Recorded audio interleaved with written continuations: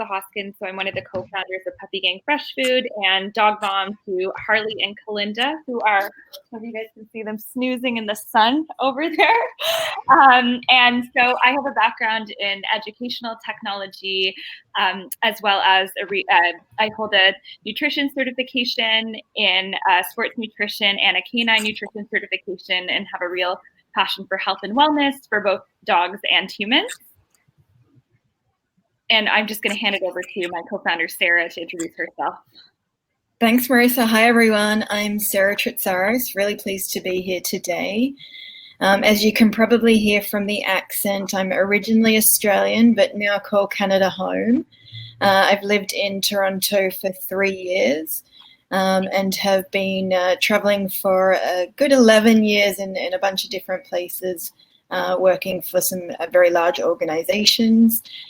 Like Marissa, have a real passion for health and nutrition, and had 2 dogs growing up, and now have a 10-year-old rescue that I got about 2.5 years ago, and really trying to, like all of you are, do the best for him to give him the longest and best life. So really excited to be here and share some information with you. Ariane, would you like to introduce yourself? Sure, thanks. Well, hi guys. I'm also super happy and excited to be part of this webinar today. My name is Ariane Hertz. I'm French, but I grew up in South Africa and always have been around animals from being here in France when I was really little, with horses, cats, and dogs. And so that with South Africa has made me really in love with them and want to help them with their health. So I pursued in terms of nutrition for their health, and that made me kind of travel to England, Sweden, and Australia. And now I've started being an independent nutritionist, and I'm working as a consultant for Puppy Gang Fresh Foods. So, yeah. Sorry, I'll just share a little bit about who we are as a company. So Puppy Gang Fresh Foods was started in 2019. So we are a gently cooked dog food company based out of Toronto. So we have 4 different recipes that have been developed with a holistic veterinarian that use only real proteins, fruits and vegetables, and organic supplements. And so they are cooked out of a commercial kitchen, and they're gently cooked through a steaming process to the minimum possible temperature to kill the bacteria and preserve the nutrients. And we do deliver our products around the GTA.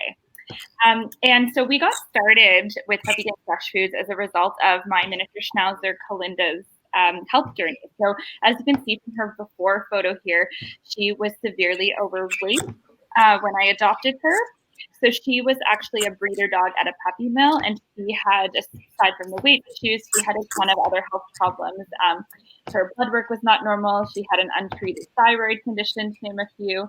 And I started speaking to multiple vets, and her prognosis was really not good, not looking good. And I was recommended several premium brands of kibbles to give her, and they did nothing for her. And 3 different vets told me she needed a $5,000 knee surgery or she would never be able to walk long term.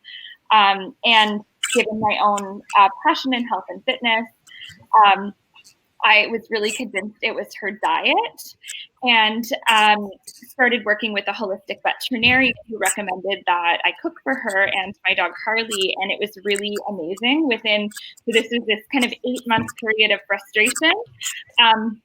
And within 3 months of cooking for her, she lost half her body weight, all her blood work is normal, and she never needed knee surgery. So Sarah and I didn't mention this, but we actually met in Hong Kong and became friends there, and I had adopted my dogs there. And so we both ended up working in Toronto by chance and shared this passion for health and wellness. And so Sarah also saw this journey firsthand, and we were just kind of blown away by how the power of whole foods and her transformation, and she kind of continues to age backwards to this day. And we just decided, we really have to do this for other dogs. And I'm going to just hand it over to Sarah, and she'll kind of talk a little bit about some of the kind of shocking things we found out about the pet food industry as we saw Kalinda go through this healing journey and got started with Puppy Gang Fresh Foods. Thanks, Marissa. Yes, I can attest she has aged backwards, and she's very lively and jumps and runs, and it's been amazing to see that transformation. So as we really went on this journey with Kalinda, we learned a lot about the pet food industry, and we found it as really alarming to us as dog mums.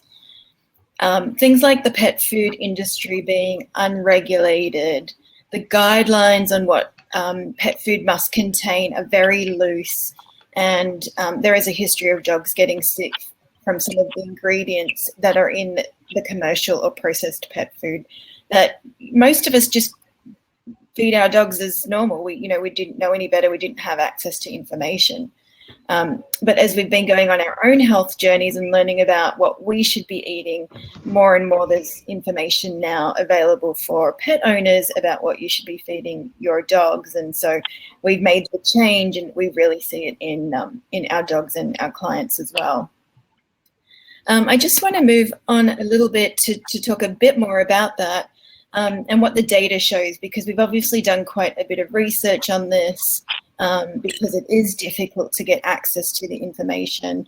And the data shows us that dog diseases and illnesses are on the rise. Over 50% of dogs in North America are obese, and dogs are living about half as long as they did in the 1970s. And what we now know is about 1 in 3 dogs will get cancer in their lifetime. As pet parents, we love our fur babies. They're our babies.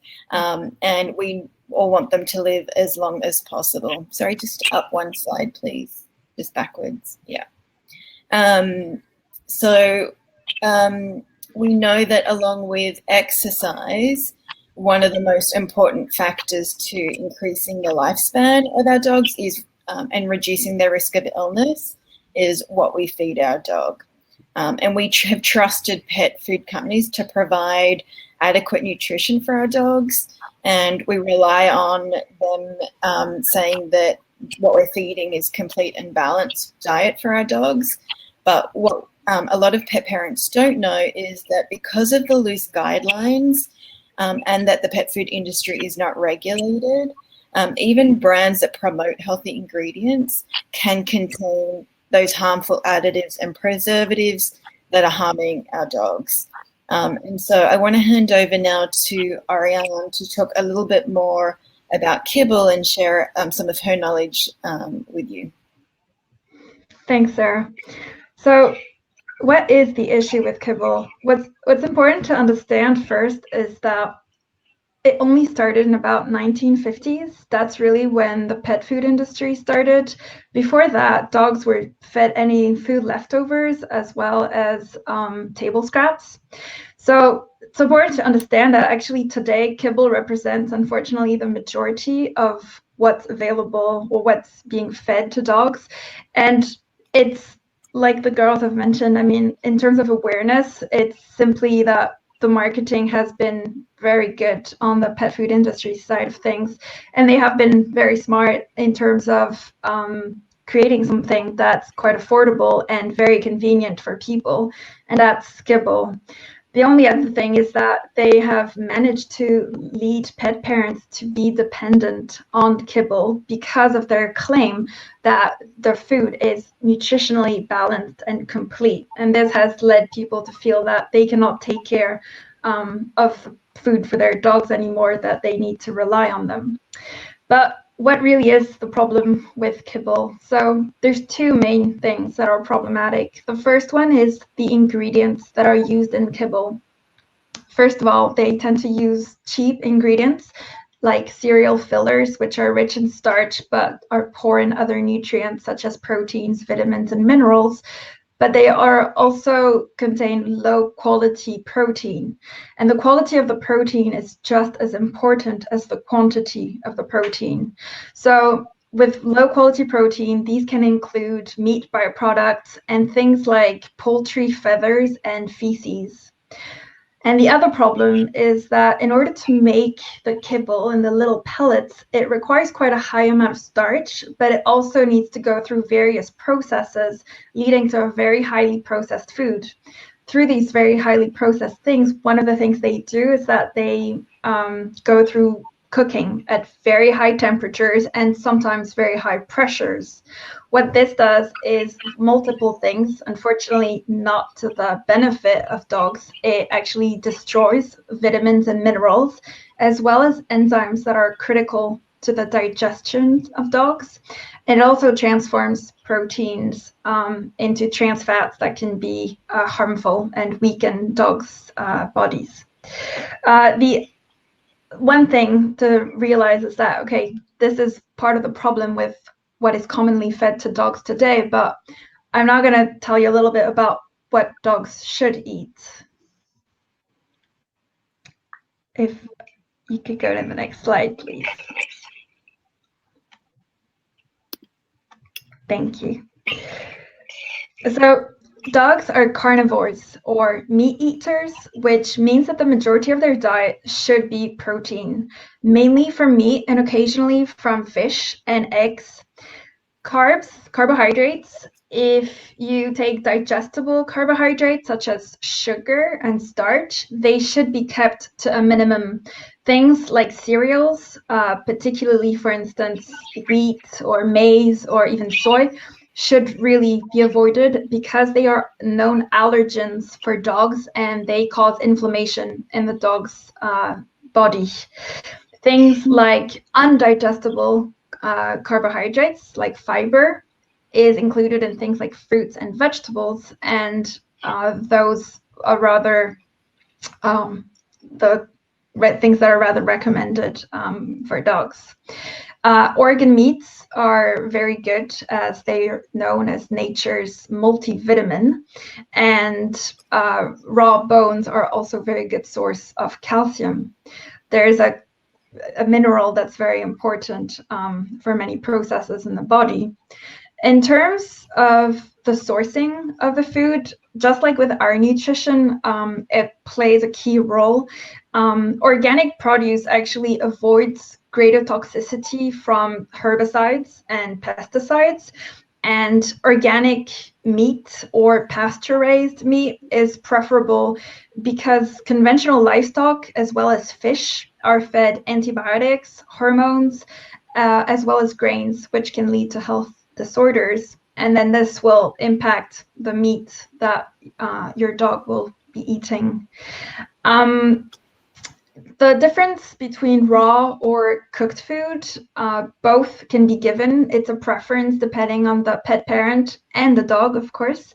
Dogs have evolved eating raw prey, but their fiber, so like the equivalent of what we would offer them in terms of vegetation from fruits and vegetables, that was actually what they found in their prey's intestinal tracts. So that would be pre-digested.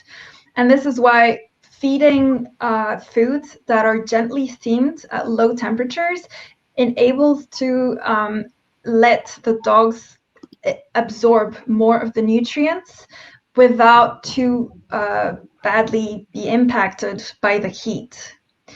The other thing to know is that one of the most important things for dogs is, well, what you give them in terms of love as well, and knowing that you know them best, you spend time with them.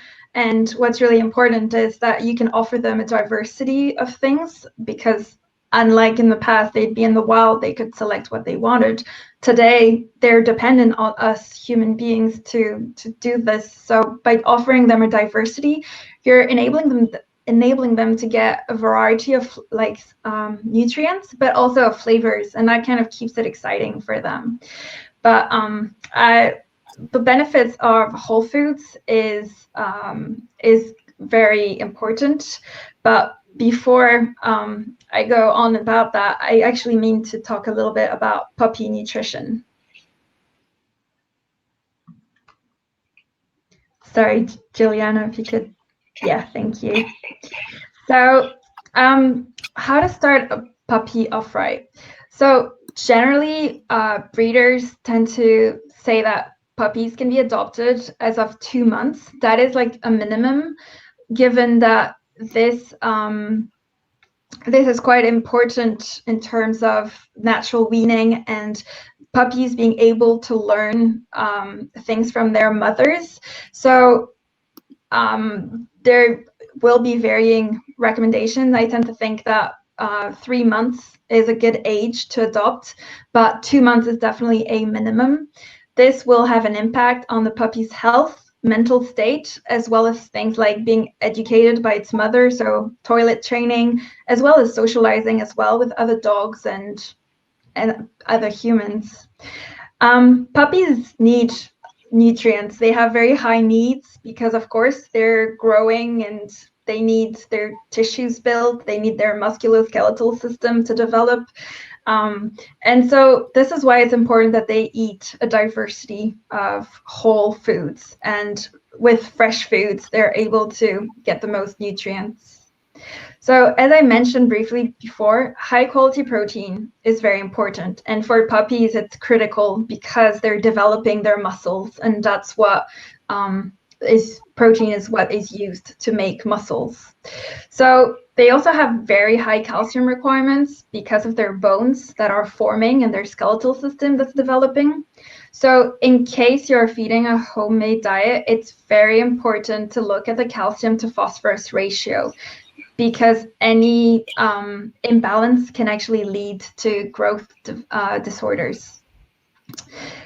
Puppies generally can eat any solid food after they've been weaned, which tends to be about 4 months.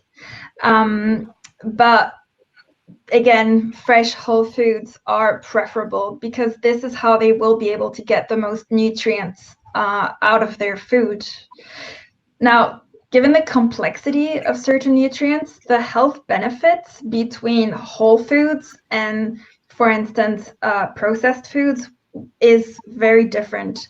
And to kind of simplify or simply explain this, if you take the case of vitamin C, synthetic vitamin C is called ascorbic acid, but it's only one component of the vitamin C complex, and it accounts for only 5% of the complex. So if you think of vitamin C as being part of 100 different components, only 5 of those are ascorbic acid, yet pet food manufacturers add vitamins and minerals, but in synthetic forms.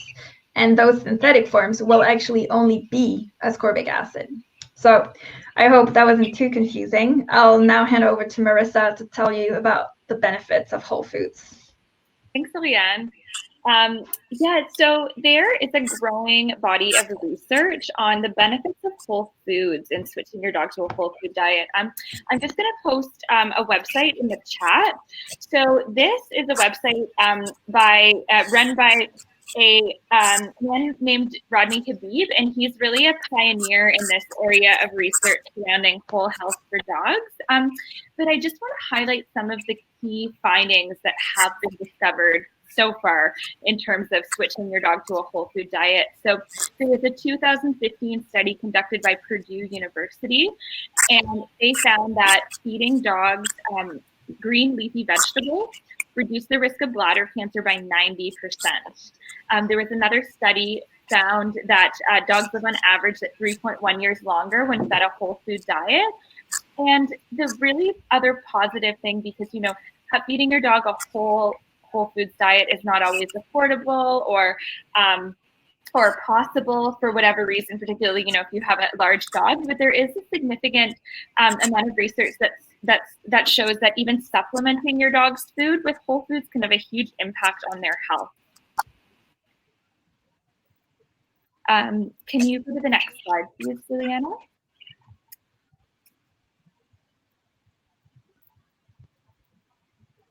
So I wanted to take a few moments to just share some of these are our actual customers of just showing you some examples that we've seen. And this is honestly the most rewarding part. I think Sarah would agree for us as founders of Puppy Gang Fresh Foods, of seeing dogs' health transformed by switching to whole foods.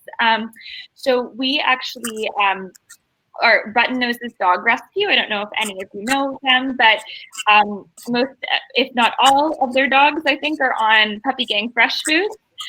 So Oscar is actually a dog of theirs that we sponsored, and he arrived at Button Noses, and he was severely overweight with several health conditions. And when he switched to our food, the Button Noses was pleasantly not surprised, but just very pleased to see significant changes in his health. So he weighed 3.5 kg when he arrived, which for a small dog is quite large, and he's now down to 2.9 kg. They've reported back saying that his energy levels have increased. He's a lot healthier and happier, and he had a really poor prognosis when he first went to their rescue. So I'm going to hand it over to Sarah to share some more testimonials that we have to show you the whole foods difference for dogs. Thanks, Marissa. This is Benoit. Benoit's one of our favorites. He has had a few health issues also. He has had IBD, or still does have IBD. And his dog owner had a lot of problems prior to switching to Puppy Gang Fresh Foods with his eating. He refused to eat. He had lost a lot of weight. His owner was trying to hand feed him just to get him to eat something. But once she switched over, he's now a healthy weight. His IBD's under control. He actually eats 4 times a day, and she says he's begging for food. Yeah, he's a small dog, and he's eating 4 times a day. Yeah, he's tiny, and he's now really happy. So it does make a huge impact for dogs, particularly those that have had health issues, but obviously starting dogs off right and making sure that they're set up for success is important as well. This is Lila, if we can, yep, thanks. This is Lila. Lila's actually 14 years old. She's a picky eater as well.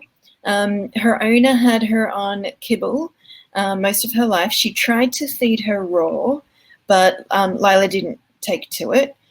So she was really struggling at meal times to get Lila to eat. She switched to Puppy Gang Fresh Foods, I'd say about 12 months ago.